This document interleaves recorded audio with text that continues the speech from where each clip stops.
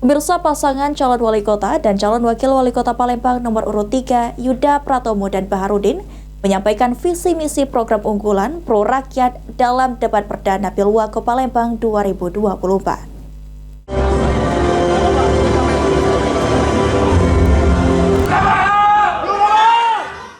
Dalam debat pertama Pilwako Palembang, calon wali kota dan calon wakil wali kota Palembang nomor urut 3, Yuda Pratomo Baharudin, menyampaikan visi misi program unggulan untuk kesejahteraan rakyat.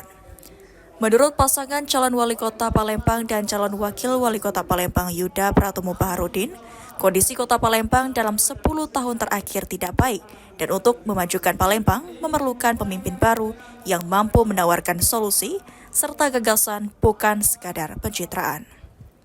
Sejumlah program yang disampaikan cawako lain dinilainya formatif dan klasik yang memang sudah seharusnya dilakukan oleh pemerintah dimanapun. Dalam debat pertama ini, calon wali kota Palembang Yuda Pratomo menyampaikan program yang dirancang untuk meningkatkan kesejahteraan warga, yaitu dana RT sebesar 50 hingga 100 juta rupiah akan digunakan untuk kepentingan masyarakat jika kami terpilih. Kita itu adalah dana RT 50 sampai 100 juta per tahun itu. Jadi itu bisa digunakan untuk pemberdayaan, untuk meningkatkan kesejahteraan, untuk menggerakkan perekonomian, dimulai dari RT, ya. Sehingga kami sampaikan tadi adalah program yang menjadi pembeda.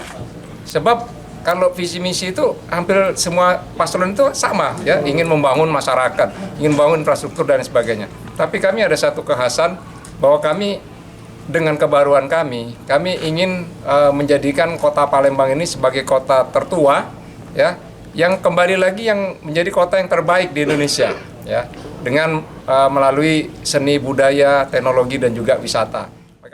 Ditambahkan Yuda Pratomo bahwa pihaknya telah menyediakan layanan kesehatan kinatan gratis untuk 1.500 anak dan memberikan kuliah gratis bagi ratusan siswa SMA dari keluarga kurang mampu.